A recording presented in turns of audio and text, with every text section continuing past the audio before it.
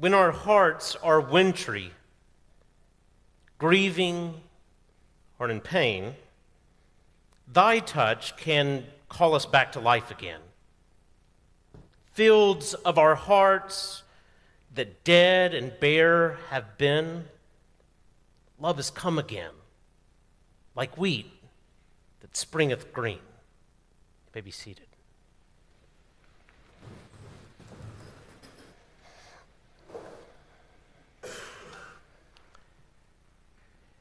For most people, breakfast is not a meal full of culinary innovation, which is really just kind of a fancy way of saying that for most folks on most days, breakfast is boring.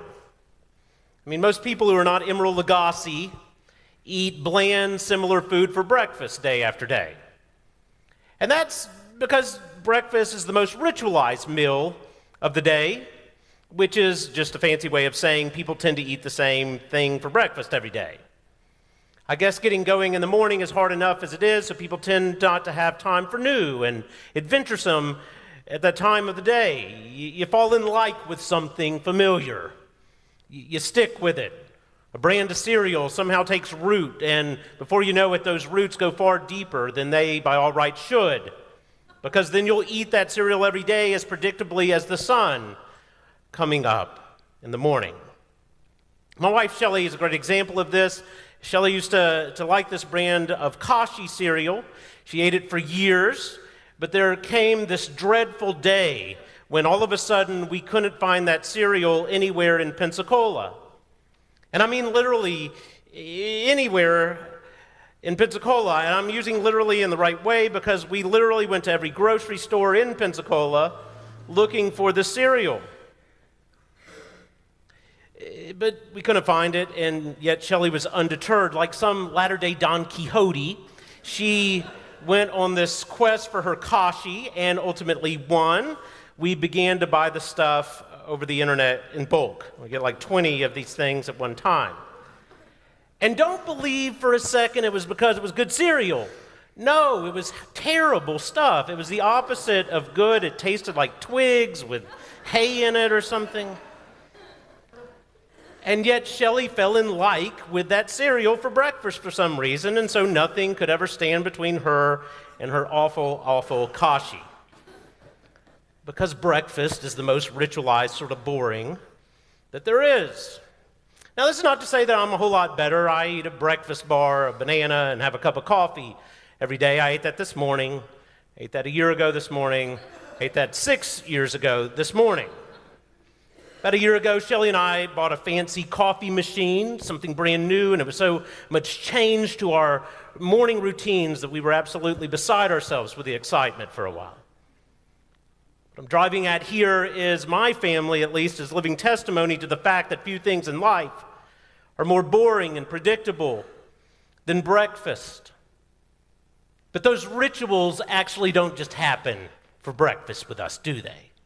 Start taking root in all kinds of areas of life. Maybe even how we view the world about us, about what's possible. Becomes as boring as a breakfast bar and a banana. And yet, this morning, I don't know if you noticed, but the resurrected Jesus somehow had the audacity to change up even breakfast. Now, he's been on quite the roll as a change agent these last few weeks with that rising from the dead stuff and all. And yet still, you would think that there has to be some kind of continuity left somewhere in our very predictable lives. Is nothing not going to be touched by the resurrection, not even breakfast? Well, absolutely not, according to John. Now, with John, Jesus is shaking up even that. In the great Southern novelist Flannery O'Connor's book, Wise Blood, the main character is this crazy guy named Asa Hawks. Like O'Connor always does, his name means something, Hawks, he sees. And Asa constantly tells anyone who will listen, whether or not they even want to listen, he's going to tell them anyway that he is never going to follow Jesus, Because as Asa puts it, Jesus done thrown everything out of kilter. See, Asa's this guy, he wants a world where things are firmly established, the furniture is always bolted down to the floor. The world, Asa's world at least, should never change. Breakfast is always a bar and a banana. But most especially, as Asa puts it, he wants a world where the dead stay dead. What sort of world is it when not even death is dependable, he asks. The problem is, Asa Hawks sees like a hawk. And he has these visions. And he sees Jesus all about the world about him. See Jesus turning down the street. He sees Jesus somehow up in the trees in the woods. He sees Jesus everywhere. And he doesn't want to see Jesus because it's Jesus, as he knows, done thrown everything out of kilter. And Asa doesn't want that. He doesn't want to see that. And finally, in desperation to not see what he doesn't want to see, Asa gouges out his eyes. He'd rather not see than to see his predictable world changing like that. Well, that's just crazy, of course, we think. But if you've never read a Flannery O'Connor novel, that's also normal for her novels, and their characters are always bizarre and crazy. And that's because O'Connor believed that seen from the right angle, much of humanity is that bizarre and crazy. She'd go further, and O'Connor said that she wrote her characters like this, so extreme and bizarre and distorted, because that must be how we sometimes seem to God. Bizarre and crazy. Plus, more than we care to admit, we're a whole lot more like old Asa Hawks, who doesn't want to see any disruption in his predictable world than we care to admit. Of course, we're a lot less extreme with it. We usually will keep our eyesight, for instance, but we still want a world where everything makes sense to us, where it fits into our worldview. And we demand that it stays the same, and we're willing to ignore our very eyes to keep it that way. It happens and is happening all about us. People don't want to believe reality because it's going to change their worldview. And we got all kinds of names for it. Say that we're trying to get some balance back in our life, or we're living in reality, although that's really the last thing that we're truly doing, or something like that. But what we really mean is we're just trying to get a world where the rules never change, even when the rules really, really stink. We're afraid of change so much that we want a life that's controllable and manageable and sensible and predictable, where the world makes sense and gross kashi is always for breakfast. Now, I guess it makes some sense that we would seek a world that makes some sort of sense. But the question is, will we seek that even if it means making peace with the same old dead and dying ways around here, simply because we don't want everything thrown out of kilter?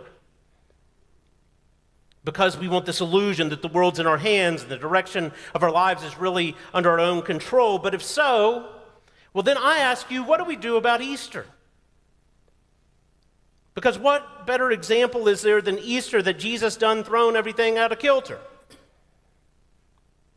See, Easter, resurrection, has turned the world upside down, out of kilter. And it's amazing what lengths people will go to get the world back to a sensible place, even if that means some re-embrace of our great but dreadful enemy, death. I mean, think about Saul, who we just heard about in the Acts of the Apostles. Saul is Paul, by the way. Paul. Saul is breeding murder when we meet him. He's just gotten off of killing Stephen. And so Saul, we learn, is this man who's willing to kill in order to have the old known world back again.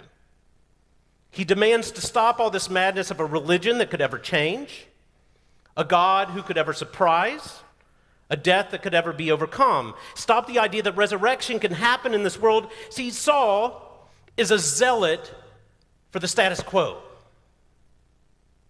And thus, Saul had to get knocked off his donkey to get to Easter. Or think about Jesus' disciples this morning. There they are, back at work, fishing like nothing really happened, maybe trying to forget it or explain it away because if something that crazy actually happened, well, then all of life is up for grabs, and they're right, their lives are about to spin wonderfully out of their control. But what we're seeing here is basically these disciples running home to mama. They don't know what to make of all of this life, and so they're just trying to slowly back into their old settled reality and lives, because the disciples deep down believe in the old rules. And thus they're going back to work, fishing, but they're doing it at night because they're scared. Just like they huddled behind locked doors. See, they believe in Good Friday rules. Pilate's in charge rules, Rome still rules, crucifying rules, deaths and control rules. The problem is that there are now new rules. There's Easter rules. He's risen rules. I've touched him rules. I've seen him rules. And so the old rules have collided with the dead old rules. And the new rules live and the dead rules die. Because this God could care less about our rules. And therefore, Jesus shows up today and thinks absolutely nothing about changing up even breakfast. So take that, Kashi. But by showing up, he changes way more than breakfast. He shows us that life really can't be the same again. He shows us that even the worst denials and betrayals that we are capable of can be healed. He also shows us that there's no night that's so dark and no misery so deep that his light can't outshine it. But most of all, he assures us that life is now the reality that must be dealt with, so it's time for us to quit trying to appease death and death's old dead rules. If you want to see this in action, look at Peter today. Peter is an absolutely broken human being. This is what one looks like. If you recall, he very triumphantly, being the big man, said, "I will never deny you," and then he denies him. "I will never leave you," and then he leaves him. "I will never abandon you," and then he abandons him. When push came to shove, this burly man, his mettle was proven, and what it said was coward. Denies Jesus 3 times at a charcoal fire. And so, Jesus comes along in the night and starts another charcoal fire. And he says, "You denied me 3 times. I'm going to restore you 3 times. Now, I hope I'm not surprising you here with this news. The Bible wasn't written in English. If that's news to you, please let it be news. In the Greek it's written in, there's 4 words for love, okay? Agape, unconditional love, love without bounds, the love that we see in Jesus and almost never otherwise except maybe parents for the kids. There's phileo love. This is love between friends. I love you, man. There's storge love, familial love, like I love my sister, my brother, which I don't have, but your brother, you love him. Eros love, erotic love. And again, Jesus isn't speaking in English, so why does he keep asking him if he loves him, and he keeps answering it, and Jesus keeps asking? Well, Jesus comes to Peter and he says, "Do you love agape me? Do you love me like I love you, with this unbounded love without measure?" And Peter says, "Yeah, I phileo love you." Which is kind of like me in high school when I say, "You want to be my girlfriend?" And she goes, "Well, I'm a girl, and I just want to be your friend." You see how it's not exactly the same sort of thing that Peter's doing there. And so Jesus tries it again. "Do you agape me?" And he says, "I swear I am. I'm only capable, I've proven that, of phileo love." And so Jesus meets him where he is. "Will you just at least then phileo love me?" And Simon brokenhearted because he knows he's not yet who he's supposed to be with this one of love that does exhibit agape. His heart's broken, but he says, I do phileo, love you. Thanks for taking me where I am. And what Jesus says is you're going to grow into this, and I'm going to help you become who you can't be on your own. Again,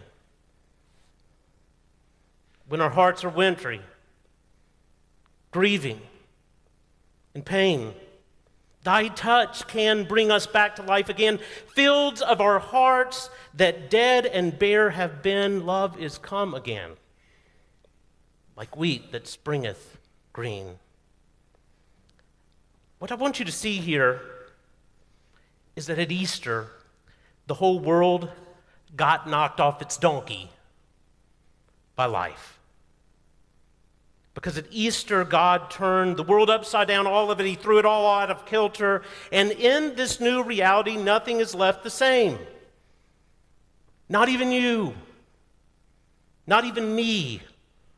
No matter what shoreline of our lives we're finding ourselves on right now, nothing is left the same with the resurrected Jesus. Not at all.